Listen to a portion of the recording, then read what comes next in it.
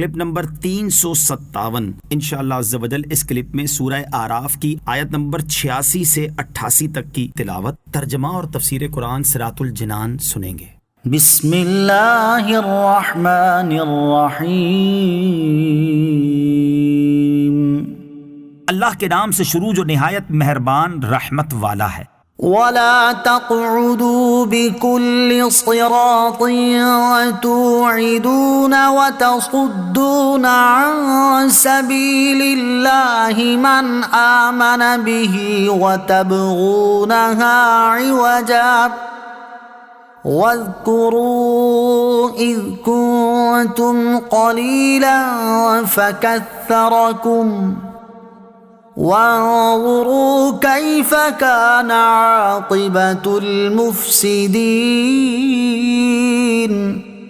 ترجمہ: اور ہر راستے پر یوں نہ بیٹھو کہ راہگیروں کو ڈراؤ اور اللہ کے راستے سے ایمان لانے والوں کو روکو، اور تم اس میں ٹیڑھا پن تلاش کرو اور یاد کرو جب تم تھوڑے تھے تو اس نے تمہاری تعداد میں اضافہ کر دیا، اور دیکھو فسادیوں کا کیسا انجام ہوا۔ وَلَا تَقْعُدُوا بِكُلِّ صِرَاطٍ، اور ہر راستے پر یوں نہ بیٹھو۔ یہ لوگ مدین کے راستوں پر بیٹھ جاتے تھے اور ہر راگیر سے کہتے تھے کہ مدین شہر میں ایک جادوگر ہے۔ یہ بھی کہا گیا کہ ان کے بعض لوگ مسافروں پر ڈکیتیاں ڈالتے تھے۔ وَاذْكُرُوا، اور یاد کرو، تم تھوڑے تھے تمہیں بہت کر دیا، غریب تھے امیر کر دیا، کمزور تھے قوی کر دیا۔ ان نعمتوں کا تقاضا ہے کہ تم اس کا شکریہ ادا کرو کہ مجھ پر ایمان لاؤ۔ وانظروا، اور دیکھو، یعنی پچھلی امتوں کے احوال اور گزرے ہوئے زمانوں میں سرکشی کرنے والوں کے انجام و معال عبرت کی نگاہ سے دیکھو اور سوچو۔ ظاہر یہ ہے کہ یہ کلام بھی حضرت شعیب علیہ السلام کا ہے۔ آپ اپنی قوم سے فرما رہے ہیں کہ اپنے سے پہلی امتوں کے تاریخی حالات معلوم کرنا، قوم کے بننے بگڑنے سے عبرت پکڑنا حکم الہی ہے۔ ایسے ہی بزرگان دین کی سوانح عمریاں اور خصوصاً حضور اقدس صلی اللہ علیہ وسلم کی سیرت طیبہ کا مطالعہ بہترین عبادت ہے۔ اس سے تقوی، رب عز و جل کا خوف اور عبادت کا ذوق پیدا ہوتا ہے۔ وَإِن كَانَ طَائِفَةٌ مِّنكُمْ آمَنُوا بِالَّذِي أُرْسِلْتُ بِهِ وَطَائِفَةٌ لَّمْ يُؤْمِنُوا فاصبروا حتى يحكم الله بيننا وهو خير الحاكمين۔ ترجمہ: اور اگر تم میں ایک گروہ اس پر ایمان لائے جس کے ساتھ مجھے بھیجا گیا ہے، اور ایک گروہ اس پر ایمان نہ لائے، تو تم انتظار کرو حتیٰ کہ اللہ ہمارے درمیان فیصلہ کر دے، اور وہ سب سے بہترین فیصلہ فرمانے والا ہے۔ وَإِن كَانَ طَائِفَةٌ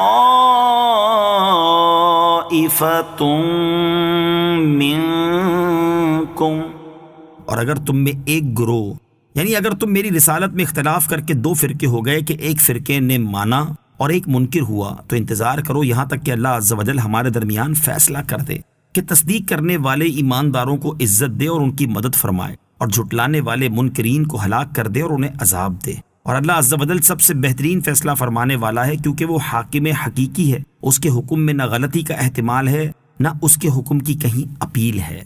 قال الملأ الذين استكبروا من قومه لنخرجنك يا شعيب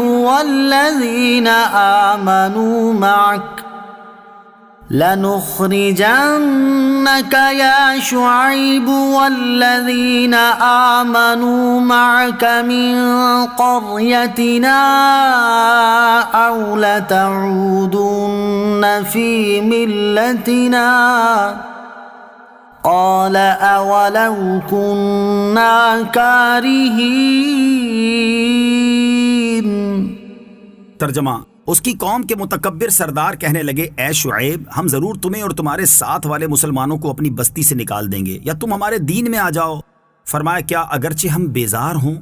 قال الملأ الذين استكبروا من قومه، اس کی قوم کے متکبر سردار کہنے لگے۔ اس سے پہلی آیات میں حضرت شعیب علیہ السلام کے اپنی قوم کو کیے گئے واعظ و نصیحت کا بیان ہوا۔